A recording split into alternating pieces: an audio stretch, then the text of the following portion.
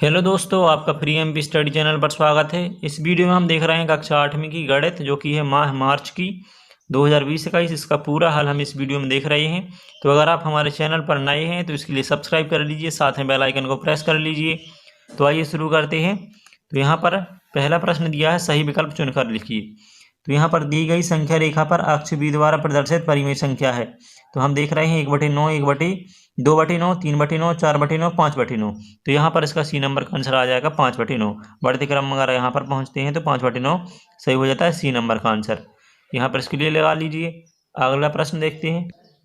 तो यहाँ पर दूसरा प्रश्न है, सूर्य का व्यास 1.4 × 10⁹ मीटर एवं पृथ्वी का व्यास जो है 1.2756 × 10⁻⁷ है। तो सूर्य का व्यास पृथ्वी के व्यास से कितने गुना बड़ा है लगभग में, ठीक है। तो यहाँ पर जो है 100 गुना है। तो बी नंबर का आंसर सही हो जाएगा, 100 गुना इसका आंसर आ जाएगा। फिर है अगला प्रश्न। तो यहाँ पर आप लिख भी सकते हैं इस प्रकार से 100 गुना, ठीक है, 100 गुना है। फिर आपका अगला प्रश्न दिया है तीसरे नंबर में कि 28 फलों में 7 संतरे हैं, तो संतरों का प्रतिशत है। तो अगर हम यहाँ पर देखते हैं तो जो 7 है वो 28 का 1/4 भाग है। तो अगर हम 100% माने तो 100% का 1/4 भाग 25 होता है। तो यहाँ पर 25% आ जाएगा, 25%, ठीक है। तो इसका आंसर जो होगा डी नंबर का हो जाएगा। तो यहाँ पर भर देना है इसके लिए 25%। इसके बाद आता है अगला प्रश्न, जिसमें दिया है चौथे नंबर में हमारे लिए एक आकृति दिखाई गई है। एन इसकी ऊंचाई है या फिर चौड़ाई है और वहाँ की लंबाई है m+2। तो इसके लिए हमें क्या करना है कि उपरोक्त बॉक्स में बने प्रतिरूप को गुणनफल के रूप में किस प्रकार लिखा जा सकता है। तो देखिए, अगर हम n का गुणा m से करते हैं तो हो जाता है mn, और वहीं पर फिर हम 2 का गुणा n से करते हैं तो हो जाता है 2n, ठीक है। तो mn+2n इसका डी नंबर में सही आ जाएगा। m का पहले n से करेंगे, फिर n का फिर 2 से करेंगे। तो यहाँ पर डी नंबर का आंसर आपका आंसर में आ जाएगा। तो यहाँ पर mn+2n आंसर हो जाएगा, डी नंबर का लगा देते हैं, ठीक है। फिर नेक्स्ट क्वेश्चन आता है, जिसमें 5वें नंबर में दिया है संख्या 1 से 100 के बीच में कितनी पूर्ण घन संख्याएं हैं। तो हमारा ई नंबर का आंसर सही हो जाता है, हमारी 4 पूर्ण संख्याएं आती हैं, ठीक है, 1 से लेकर 100 तक के बीच में। अब देखते हैं अगला प्रश्न। तो यहाँ पर मैंने प्रश्न नंबर दूसरा छोड़ दिया है, आपके लिए वह स्वयं से करना है, बिल्कुल आसान है, कर लेंगे आप। और यहाँ पर हम देख रहे हैं प्रश्न नंबर तीसरा, जिसमें दिया निम्नलिखित प्रश्नों के हल कीजिए। जिसमें पहला है a के ऊपर 2 की घात -3a, और फिर है हमारा 2a वर्ग + 4a। तो हमारे लिए क्या करना है कि ये कितना बड़ा है, ठीक है, पहली वाली संख्या कितनी बड़ी है दूसरे से वो बताना है। तो यहाँ पर हम इसके लिए समझेंगे कि पहले हमें बड़ा ज्ञात करना है। तो जो बड़ा है मतलब a वर्ग -3a 2a वर्ग + 4a से बड़ा है, तो यहाँ पर बड़ा का चिन्ह लगा देते हैं और उनके लिए अलग अलग लिख देते हैं। फिर हम जैसे ही इस चिन्ह को हटाते हैं तो पक्षांतर हो जाता है। पक्षांतर होगा तो हमारी ये संख्या माइनस में आ जाएगी। माइनस से अगर कोष्ठक खुलता है तो माइनस का 2a वर्ग हो जाएगा, माइनस का 4a हो जाएगा। और यहाँ पर a वर्ग -3a था, तो यहाँ पर क्या हो जाएगा 2a वर्ग ये था और a वर्ग ये था, ये माइनस का था तो एक बचेगा माइनस का a वर्ग, और यहाँ पर माइनस के 3a थे और यहाँ पर माइनस का हो जाएगा कोष्ठक खुलने से। माइनस का जब चिन्ह से कोष्ठक खुलता है तो सभी संख्या माइनस की हो जाती हैं। तो यहाँ पर 4a माइनस का हो गया, मतलब ऋण का हो गया। तो यहाँ पर माइनस के 3a और माइनस के 4a दोनों को जोड़ देते हैं तो हो जाता है माइनस का 7a। तो जो ये आंसर आता है मतलब यहाँ पर वही हम यहाँ पर मतलब कि उतने गुना ज़्यादा है, ठीक है। मतलब जो पहली संख्या है वो इस संख्या से इतने गुना ज़्यादा है। तो यहाँ पर लिख देंगे यह है a वर्ग -3a, मतलब कि a वर्ग -7a से इतने टाइम्स, मतलब इतने टाइम्स बड़ी है किससे, 2a वर्ग + 4a से। तो जो ये वाली संख्या दी गई थी हमारे लिए, ये संख्या, ठीक है, वो a वर्ग -7a गुना बड़ी है, ठीक है, किससे, 2a वर्ग + 4a से, 2a वर्ग + 4a से। तो उसका आंसर इस प्रकार से आप समझ सकते हैं। फिर इसके बाद में अगला प्रश्न है आपका दूसरे नंबर में दिया है, मीना अपने वेतन में से 400 बचाती है, यदि वह उसके वेतन का 10% है तब उसका वेतन ज्ञात कीजिए। तो देखिए, अगर ये 10% है तो इसका 100% कितना होगा, इसमें एक शून्य और जोड़ देती हैं, ठीक है। तो मतलब 10% का 100% मतलब 10 का 100 गुना। तो यहाँ पर हम 400 का 10 गुना कर देती हैं, तो इस प्रकार से आ जाएगा। तो 4000 का 10% हम चूँकि जानते हैं कि 4000 का 10% 400 होता है, अतः मीना की वेतन आयु मतलब वेतन जो होगा वो 4000 रुपया होगा, ठीक है। तो यहाँ पर इसका सही आंसर हो जाएगा 4000 रुपये। तो इतना आपके लिए लिखना है, ठीक है, ये वाला दिखाया गया है जो। क्योंकि ये ऊपर का गलत हो गया था। इसके बाद में आपका चौथा प्रश्न दिया है, निम्नलिखित प्रश्नों को हल कीजिए, जिसमें दिया है -4/5 और -2/3 के बीच की 3 परिमेय संख्या ज्ञात कीजिए। तो यहाँ पर हमने क्या किया है, 4/5 को पहले 3 से गुणा किया तो आया -12/15, फिर इसमें 4 का गुणा किया तो आया मतलब कि 48/60। इसी प्रकार से हमने दूसरी संख्या में भी किया, तो इसमें भी 2 संख्या प्राप्त हुई, -10/15 और -40/60। तो यहाँ पर हम बता देंगे, चूंकि -48/60 और -40/60 के बीच की परिमेय संख्या जो होगी, इन दोनों के बीच की हमारे लिए बता रही है, तो वो हो जाएंगी -48/60, -47/60, -46/60, 45/60, माइनस की, ठीक है, और -40/60। तो इस प्रकार से यहाँ पर इसका आंसर हो जाएगा। आप अपनी वर्कशीट में नोट कर सकते हैं, लिख सकते हैं। और अगर आपके लिए वीडियो पसंद आती है तो इसके लिए लाइक करना ना भूलें, साथ में चैनल को सब्सक्राइब जरूर कीजिए। मैं इस तरह की वीडियो आपके लिए लाता रहता हूँ। तो आइए देखते हैं अगला प्रश्न।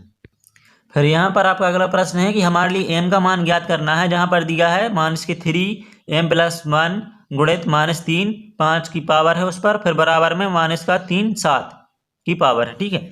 तो हमारे लिए m की वैल्यू ज्ञात करनी है, तो हम पहले क्या करते हैं, यहाँ पर इन दोनों गुणा करते हैं। हम जानते हैं चूंकि मतलब कि अगर m के पावर मतलब a पावर m है और हम गुणा करते हैं a पावर n से, तो जो हमारा रिजल्ट आएगा वो हो जाता है कितना, am + n, मतलब कि गुणा में घातें जुड़ जाती हैं, ठीक है। तो यहाँ पर गुणा में घातें जुड़ जाती हैं, तो इस प्रकार से होगा कि संख्या सेम है तो इनमें जो घातें जुड़ जाएंगी, तो यहाँ पर 5 इसमें जुड़ जाएगा m + 1 में, तो यहाँ पर 5 और 1 हो जाएगा 6, तो -3 m + 6 हो जाएगा। और यहाँ पर ये हमारा जहाँ की चले आ रहा है -3 के ऊपर 7 की घात, -3 के ऊपर 7 की घात।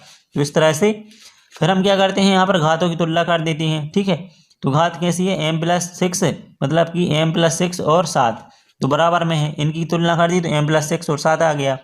अगर हम यहाँ पर 6 का पक्षांतर करते हैं तो 7 में से 6 घट जाएगा, बचता है 1, तो 1 हो जाएगी m की वैल्यू, मतलब m का मान जो है 1 होगा। इस प्रकार से आंसर क्वेश्चन का आंसर हो जाता है। अब अगला प्रश्न देखते हैं।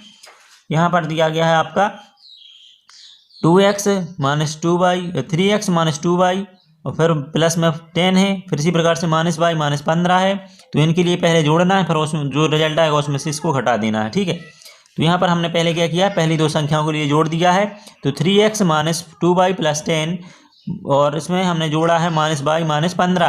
तो यहाँ पर अगर हम -15 जोड़ते हैं -10 में, तो यहाँ पर आ जाता है -5, और अगर हम -2y है और -y है तो यहाँ पर माइनस की संख्या जुड़ जाती है, तो -3y हो जाएगा। इसी प्रकार से यहाँ पर 3x दिया गया था, वो 3x जाके आ जाएगा। तो जो हमारा रिजल्ट आता है वो आया था ये। तो इसमें हमारे लिए क्या करना है, अब ये वाली संख्या को हटा देना है, जैसे कि बताया गया था प्रश्न में। तो यहाँ पर -2x कर देंगे, फिर प्लस का y हो जाएगा, क्योंकि माइनस से हमने कोष्टक खोल दिया, ठीक है। तो यहाँ पर माइनस आ जाएगा, यहाँ पर प्लस हो जाएगा, यहाँ पर हमारा प्लस हो जाएगा, ठीक है, क्योंकि माइनस से कोष्टक खोलने पर माइनस का प्लस और प्लस का माइनस हो जाता है। तो यहाँ पर इस प्रकार से हम इसके लिए अब सब्सट्रैक्ट करेंगे, मतलब घटाएंगे। तो -5 में से अगर हम प्लस के 17 घटाते हैं, 12 घटाते हैं, तो यहाँ पर 7 बचते हैं, ठीक है। फिर यहाँ पर -3y है और प्लस का 1y है, तो माइनस का 2y बचेगा, ठीक है, मतलब -3y और प्लस का 1y, तो यहाँ पर 1 घट जाता है। इसी प्रकार से यहाँ पर 3x है और यहाँ पर 2x है, तो 3x में से 2x घटा दे तो 1x बचा, तो यहाँ पर इसका इस प्रकार से आंसर हो जाएगा x - 2y + 7। तो इसके लिए आप अपनी वर्कशीट में नोट कर लीजिए, ठीक है, या फिर स्क्रीनशॉट ले सकते हैं। अब हम देख रहे हैं 6वां प्रश्न, जिसमें दिया किसी धन का 5% प्रतिशत, ठीक है, वार्षिक ब्याज की दर से 3 वर्ष का ब्याज 600 रुपये है, तो धन ज्ञात कीजिए। तो यहाँ पर हमारे मूलधन ज्ञात करना है, तो हमें पता है कि दिया गया है, दर दी गई है 5%, क्वेश्चन में आप देख सकते हैं।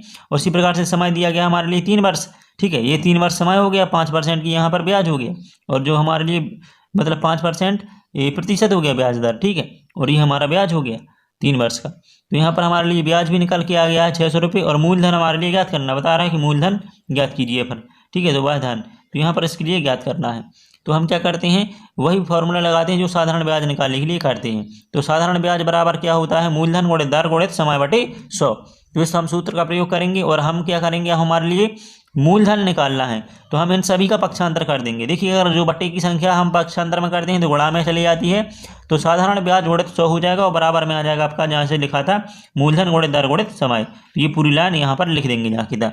इसके बाद आता है आपका कि हमारे लिए मूलधन ज्ञात करना है, तो अब इनका पक्षांतर करेंगे, क्योंकि मूलधन में दर और समय गुणा में है, ठीक है, गुणा में दिए गए हैं। अगर हम इनके लिए पक्षांतर करते हैं तो साधारण ब्याज गुणित 100 तो थे ही और बट्टे में चली जाएंगी, ये गुणा की संख्या बट्टे में और बट्टे की गुणा में पहुंच जाती है।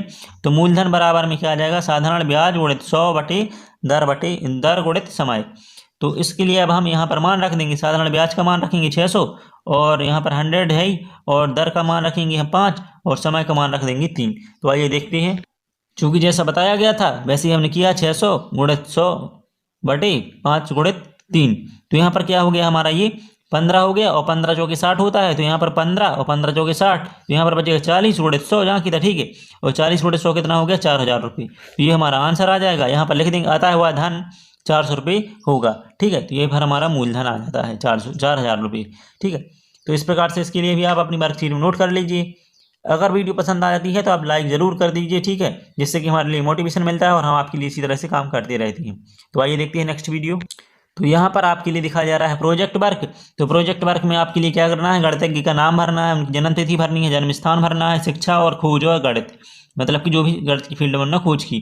तो यहाँ पर देखिए मतलब कि भारतीय वैज्ञानिकों के नाम दिखाए गए हैं जो कि गणित के हैं, ठीक है, गणित फील्ड में गणितज्ञ हैं जो, तो उनके नाम दिखाए गए हैं। आप यहाँ पर एक और मतलब सर्च करके जोड़ सकते हैं, यहाँ पर किसी एक वैज्ञानिक का नाम और उनके यहाँ पर पता और उनकी जन्म तारीख और सब कुछ लिख सकते हैं, शिक्षा कहाँ की और खोज क्या की। तो इस प्रकार से, और यहाँ पर इनके आंसर जो है आपके लिए उसी टेबल के आधार पर देनी है, जैसे कि आपके घर से प्रत्येक गणितज्ञ की जन्म स्थान की अनुमानित दूरी है, वो लिखिए। तो जैसे यहाँ पर श्रीनिवास रामानुजन है, तो उनका जन्म स्थान क्या है, तमिलनाडु। तो तमिलनाडु के आपके स्थान से कितनी दूरी पड़ रही है वो आपके लिए अपने हिसाब से लिखनी है, क्योंकि आप अलग अलग जगह से हो सकती हैं, ठीक है।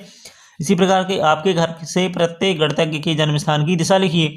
तो हो सकता है तमिलनाडु जैसे कि दक्षिण में है, और इसी तरह से कोसमपुर जो है किसी और डायरेक्शन में, बेंगलोर जो है वो पूर्व में पड़ता है। तो इस प्रकार से इनकी डायरेक्शन लिख देनी है कि किस दिशा में इन वैज्ञानिकों के जन्म स्थान पड़ते हैं आपके घर से।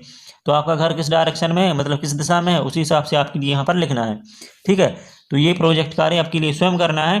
तो किन किन गणितज्ञों का जन्म ईसा पूर्व में हुआ था और किन किन गणितज्ञों का 20वीं शताब्दी में, ये आपके लिए उनकी जन्म तारीख पर आधारित समय के हिसाब से लिख देना है। तो आशा करते हैं वीडियो आपके लिए पसंद आई होगी। सो चैनल के लिए सब्सक्राइब कीजिए, साथ में इस बेल आइकन को भी प्रेस कर दें ताकि इसी तरह की वीडियो में आपके लिए लाता रहता हूँ तो आपके तक इसकी नोटिफिकेशन पहुँच सके।